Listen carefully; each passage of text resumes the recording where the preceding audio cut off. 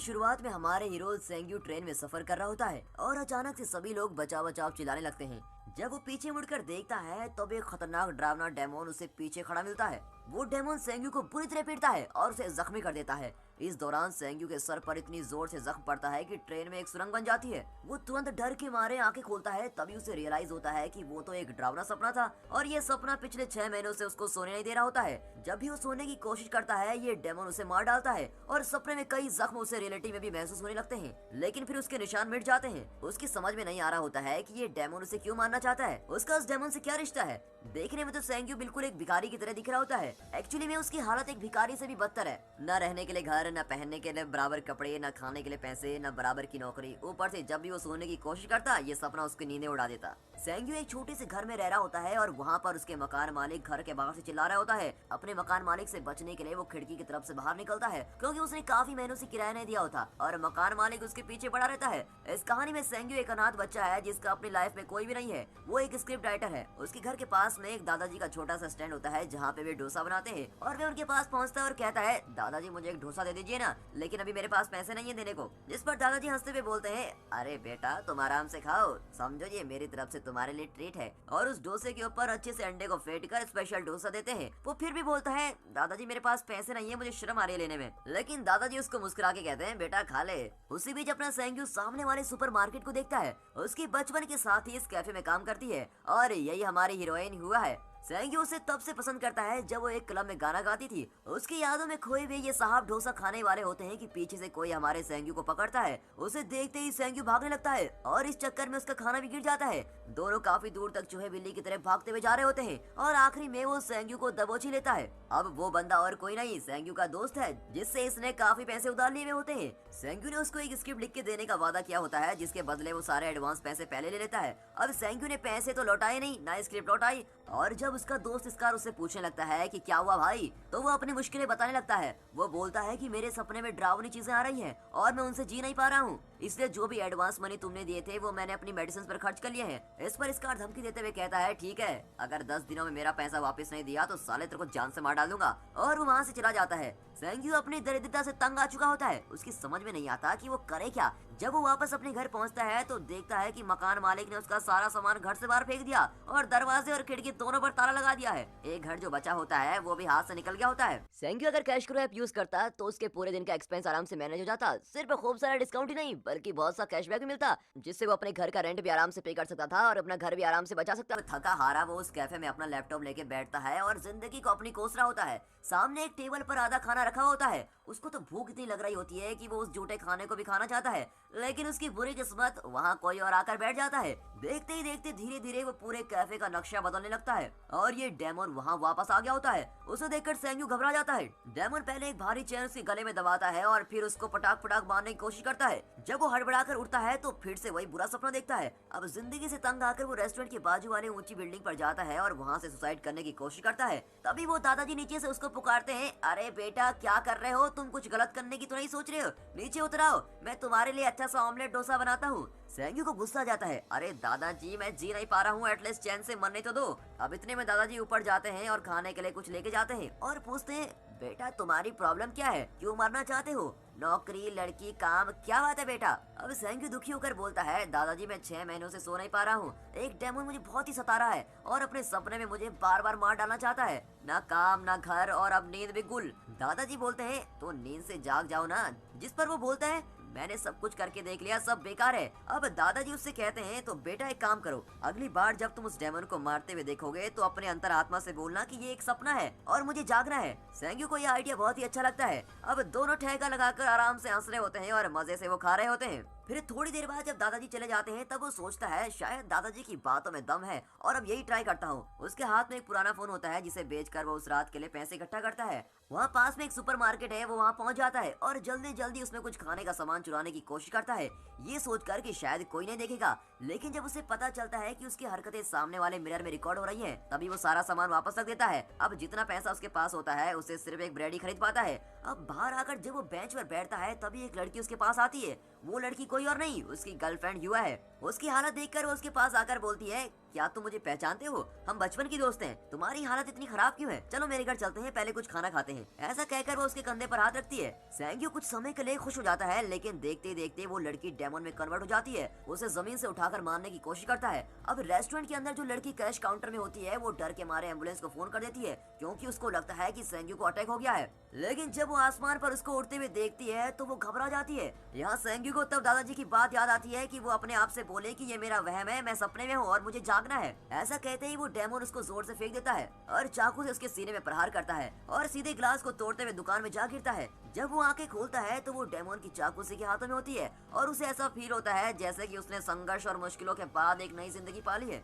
थोड़ी देर तक तो उसे समझ ही नहीं आता कि ये सपना है या हकीकत। अब जल्दी से वो एक म्यूजियम में जाता है और उस चाकू को बेचने की कोशिश करता है। म्यूजियम ओनर से वो कहता है कि मैं इसके 20,000 लूंगा, जिस पर ओनर कहता है कि मैं तो 5,000 ही ऑफर कर सकता हूँ। फिर बाद में नेगोशिएट करके उसको 10,000 मिली जाती है और वो बहुत ही खुश हो जाता है और खुशी के मारे वो सबसे पहले एक महंगे होटल में रूम बुक करता है और तरह तरह के खाने का ऑर्डर करता है और मस्त खाता है। फिर नहा धोकर अपने गंदे से हुलिया को ठीक करता है और शेव करने के बाद तो जैसे उसकी पर्सनैलिटी बदल जाती है। वो एक ही रात में गरीब से अमीर बन जाता है। अब जैसे कि उसको सोने की बीमारी होती है, इसलिए वो स्लीपिंग टैबलेट लेके सोने की कोशिश करता है। जैसे ही वो सोने की कोशिश करता है कुछ टक टक की आवाज उसे सुनाई देती है और वो जाग जाता है। जब वो बाहर देखने आता है कि कौन है तो उसके रूम का दरवाजा अपने आप बंद हो जाता है। फिर अंदर से डोर टूटते हुए वो डेमन बाहर निकलता है और हमारे सेंग्यू को एक बड़ी कुल्हाड़ी से मारने लगता है।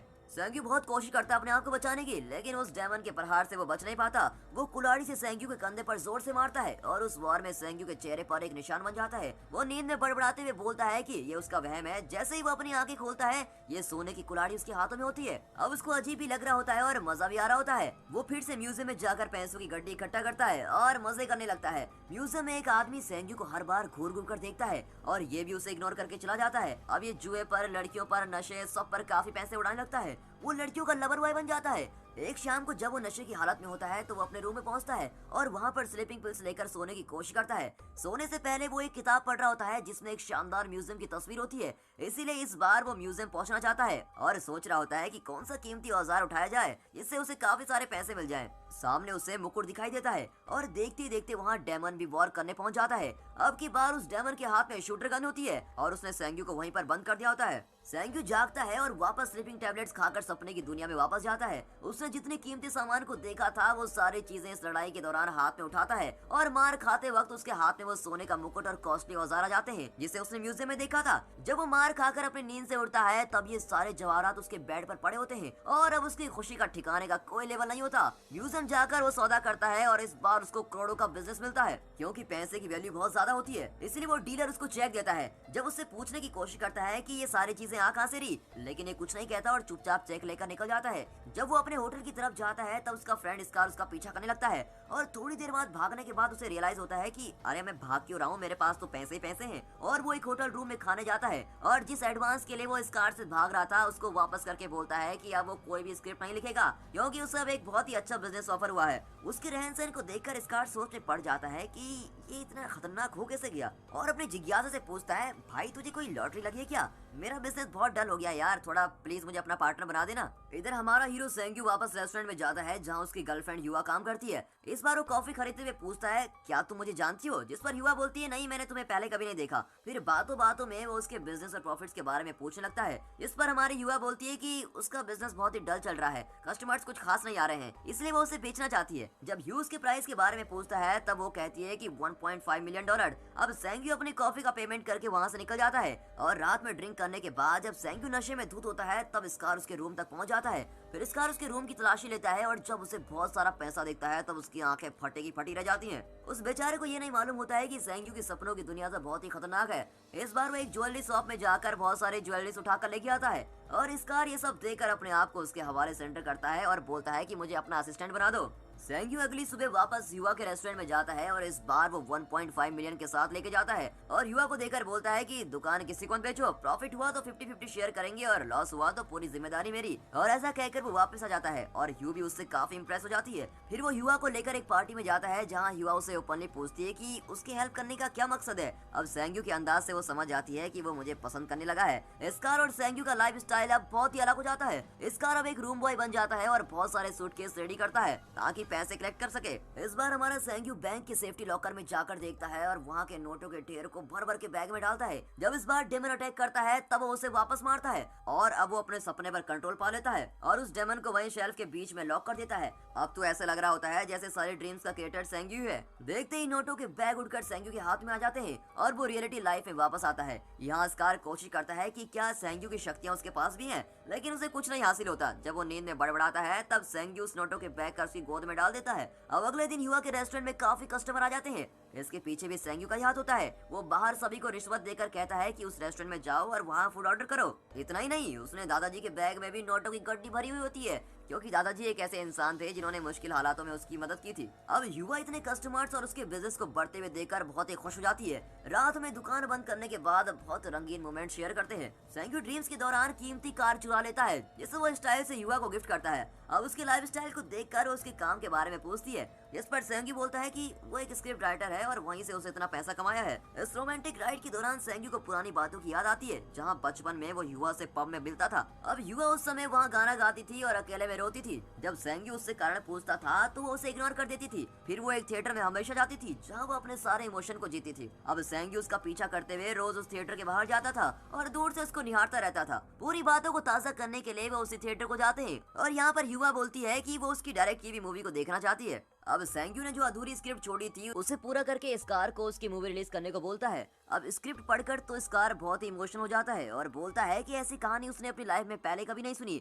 देखते ही देखते सेंग्यू बहुत बड़ा बिजनेसमैन बन जाता है और उसकी सक्सेस पूरे शहर में स्प्रेड हो जाती है। सेंग्यू अब बिजनेस लेवल का बादशाह बन जाता है और कई दूसरे बिजनेसमैन के लिए नसूर बन जाता है। अगली बार जब वो सपनों की दुनिया में जाता है तब एक सोने के खजाने में घुसता है और वहाँ का नजारा ही कुछ और होता है। सेंग्यू इतना अमीर हो गया होता है कि अब उसे कुछ भी लाने की जरूरत नहीं होती और क्योंकि सपनों का कंट्रोल उसके हाथ में होता है, इसीलिए हमारा डेमन वहाँ बिल्कुल निहत्था और नाराज बैठा होता है। सेंग्यू उस डेमन को बड़े एटीट्यूड से देखता है और अचानक से उसकी नजर डेमन के सोने की बेल्ट पर पड़ती है। उस बेल्ट में कुछ ऐसा होता है जिसको देखकर तो सबकी काया बदल जाए। अब सेंग्यू का लालच बढ़ जाता है और वो उस बेल्ट को लेने के चला जाता है। जैसे ही वो बेल्ट छीनता है तो वो डेमन वहाँ से धीरे धीरे गायब हो जाता है। उसके बाद सेंग्यू के लाइफ में सब कुछ अजीब सा होने लगता है। रियलिटी लाइफ में वापस आने के बाद सेंग्यू ने इस बेल्ट को एक सेफ्टी लॉकर में रख दिया होता है और अपने अंदर छुपा कर रखी हुई सारी मोहब्बत को वो युवा के सामने इजहार करता है और उसे एक बड़ी बिल्डिंग के टेरेस पर लेके जाकर वहाँ पर प्रपोज करता है। युवा उसके प्रपोजल को एक्सेप्ट करती है। दोनों अपनी खुशी लाइफ के पल एंजॉय करने लगते हैं और होटल में जाते हैं। तब युवा फ्रेश अप होने जाती है। इसी बीच सेंग्यू को वापस से एक खंजर अटैक करता है और इस बार उसका निशान उसकी बॉडी पर साफ दिखाई पड़ता है। डर के मारे वो उस रूम से युवा को बिना बताए चला जाता है और वापस सपनों की दुनिया में जाने की सोचता है। सपने में वो एक बड़ी लिफ्ट से ट्रेवल करते हुए एक बहुत बड़ी बिल्डिंग के टॉप फ्लोर पर पहुंचता है। वहाँ टेरेस पर वो एक आदमी को देखता है जिसे वो पहले डेमन समझता है और बाद में जब वो उसके पास जाता है तो दिखाते हैं कि वो तो सेंग्यू का बहरूपिया होता है, यानी कि हूबहू बिल्कुल सेंग्यू की तरह। और धीरे धीरे वो आदमी गायब हो जाता है। जैसे ही वो अपने सपने से उठता है उसने जितनी भी चोट पहले डेमन से खाई थी उन सारी चोटों के निशान उसकी बॉडी पर साफ साफ दिखाई देने लगते हैं। उसे समझ में नहीं आता कि ये सब हो क्या रहा है। अब उसके सपनों से चुराए हुए सारे सामान उसको कुछ इशारा करते हैं। अब सपनों में खाए जख्म एक एक करके गहरे होने लगते हैं। वो कुछ सोचता हुआ युवा के रेस्टोरेंट की तरफ जा रहा होता है कि तभी एक गाड़ी में पीछे से कोई उसको किडनैप कर लेता है। अब पता लगता है कि वो एक गैंगस्टर के चंगुल में फंस गया होता है। म्यूजियम में जो आदमी हमारे सेंग्यू पर नजर रख रहा था उसी ने गैंगस्टर को सुयो की दौलत के बारे में बताया होता है और बहुत पूछने पर भी वो नहीं बताता कि उसे कीमती चीजें कहाँ से मिल रही हैं। जब सेंग्यू पूछता है कि तुम्हें क्या चाहिए तब गैंगस्टर कहता है मुझे 5 मिलियन चाहिए। सेंग्यू बोलता है तो तुम मेरे फ्रेंड स्कार से बोलकर वो पैसे ले लो। और जब स्कार पैसे लेकर आता है तो उसको भी बड़ी जबरदस्ती से किडनैप कर लेते हैं और दोनों अब इस गैंगस्टर के किडनैप में आ जाते हैं। गैंगस्टर जब सेंग्यू का फोन चेक करता है तो उसमें 3000 से 4000 करोड़ अकाउंट बैलेंस दिखाता है, जिसको देखकर तो वो सोच में पड़ जाता है और वो उसको धमकी देते हुए बोलता है मैंने शायद तुम्हारी जिंदगी की कीमत कम लगाई। अकाउंट में जब इतना पैसा है तो घर पर कितना खजाना होगा। अब ऐसा कहकर वो लोग जबरदस्ती सेंग्यू के रूम पर पहुंचते हैं जहां वो स्टे कर रहा था और रूम में पहुंचकर वो अपना सीक्रेट स्टोर दिखाता है जहां पर सपनों की दुनिया से चुराई हुई सारी चीजें रखी हुई होती हैं। और ये सब देखकर गैंगस्टर पूछता है कि इतना सारा कलेक्शन ये कहां से मिला। इस पर सेंग्यू कहता है कि उसने अपनी जान पर दाव लगाकर ये सारी चीजें इकट्ठा की हैं और वो ये भी बोलता है कि अगर तुम्हें ये सारी चीजें चाहिए तो तुम ले लो पर पुलिस को मत बताना और मुझे मेरे दोस्त स्कार को छोड़ दो। लेकिन गैंगस्टर को शायद कुछ और ही मंजूर था। इतने में रिसेप्शन से कॉल आता है कि युवा उससे मिलना चाहती है, जिस पर सेंग्यू मना कर देता है और उदास होकर जब युवा वापस जाती है तब गैंगस्टर का एक आदमी उसको भी किडनैप करके रूम में लेके आता है। अब युवा सेंग्यू दोनों एक दूसरे को इस हालत में देखकर तड़पते हैं। सेंग्यू गैंगस्टर को रिक्वेस्ट करता है कि वो युवा को इन सबसे दूर रखे, पर वो नहीं मानता। इतने में जख्मी स्कार को होश आता है और वो भी बोलता है कि सारे पैसे रख लो लेकिन हमें छोड़ दो, लेकिन वो बुरे वार का शिकार हो जाते हैं। गैंगस्टर के गुंडे उसे एक लोहे की रॉड से बुरी तरह मारते हैं और चारों तरफ खून से लथपथ हो जाता है। फिर जब ये गुंडे युवा के साथ बदतमीजी करने की कोशिश करते हैं तो झगड़ा बढ़ जाता है। गैंगस्टर के गुंडे बुरी तरह से तीनों को मारते हैं। अब स्कार उन दोनों को आगे जाने को बोलता है और खुद उनका शिकार हो जाता है। दोस्त के खातिर उसने अपनी जान दे दी होती है और एक सच्चे दोस्त होने का फर्ज निभा देता है। वहाँ जब युवा एक मोटी सी रॉड से इन गुंडों को मारने की कोशिश करती है तो वो गुस्से में उन दोनों को मौत के घाट ऑलमोस्ट उतार ही देती है और जख्मी सेंग्यू आंखें बंद करता है और इस बार वो दूसरी दुनिया में चला जाता है और इस दुनिया में उसे कई सारे डोर दिखाई देते हैं और ये सारे डोर उसकी जिंदगी से जुड़े हुए होते हैं। वो ट्रेन का सफर, वो रेस्टोरेंट का इंसिडेंट, वो म्यूजियम, लॉकर, सोने का खजाना, और यहाँ से उसे अपनी जिंदगी रिवर्स डायरेक्शन में जाती हुई नजर आती है। उसे ऐसे लगता है कि ये सारे एपिसोड उसकी आंखों के सामने हो रहे होते हैं। जब वो सुसाइड करने उस ऊंची बिल्डिंग में जाता है तब इस दुनिया में वो सुसाइड अटेम्प्ट करता है और उसे स्ट्रेचर में लेटाकर एम्बुलेंस में लेकर जाते हैं। उसके सामने सब कुछ रियलिटी में होते हुए नजर आता है। वो एक बड़ा पोर्टल देखता है जिसमें वो पोर्टल का दरवाजा खोल नहीं पाता और उस दरवाजे के पीछे युवा बेहोश पड़ी भी होती है और वो चाहकर भी उसकी मदद नहीं कर पा रहा होता है। वो बार बार बोलता है कि मैं नींद में हूँ, मुझे उठना है, लेकिन कुछ भी नहीं होता और वो बेहोश हो जाता है। देखते ही देखते सेंग्यू के हाथ पैर सब बड़े होने लगते हैं और वो एक डेमन में कन्वर्ट हो जाता है। उसके हाथ में एक बड़ा सा हथियार होता है जिससे वो पोर्टल को तोड़ देता है।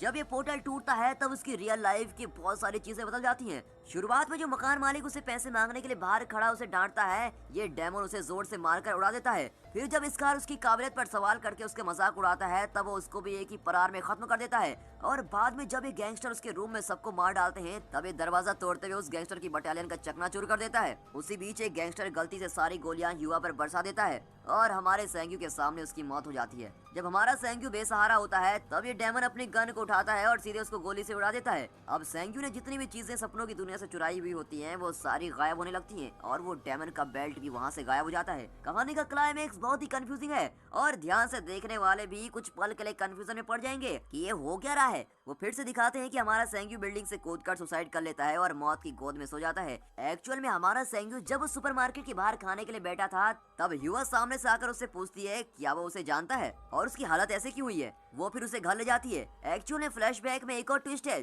जहाँ युवा भी सेंग्यू को काफी दफा नोटिस करती है। थिएटर में छोटे में जब सेंग्यू उसे फॉलो करता था तब भी ये उसे नोटिस करती थी और वो उसे अपने रेस्टोरेंट में नौकरी भी देती है और एक लैपटॉप भी गिफ्ट करती है। और उसका दोस्त स्कार जब वो एडवांस लौटाता है तब वो उसको और पैसे देता है और कहता है कि उसकी लिखी हुई स्क्रिप्ट डायरेक्टर को बहुत ही अच्छी लगी और वो सुपर डुपर हिट है। देखते देखते उसकी सारी कहानियां हिट हो जाती हैं और वो दोनों सेटल हो जाते हैं। एक दिन जब वो दादाजी से मिलने जाता है तब वो भी उसे पैसों की गड्डी वापस करते हुए कहते हैं कि उन्होंने भी इस दुनिया में खूब पैसा कमाया है। फिर उसे महसूस होता है कि वो एक बनावटी दुनिया थी इसीलिए उन्होंने उसे छोड़ दिया और इस साधारण दुनिया में गुजारा करना सीख लिया। अब जब हमारा सेंग्यू युवा दूर उस सुपरमार्केट के बाहर बातें कर रहे होते हैं तब ये डेमन दूर से उन पर नजर रखता है और यहीं पर ये मूवी खत्म होती है।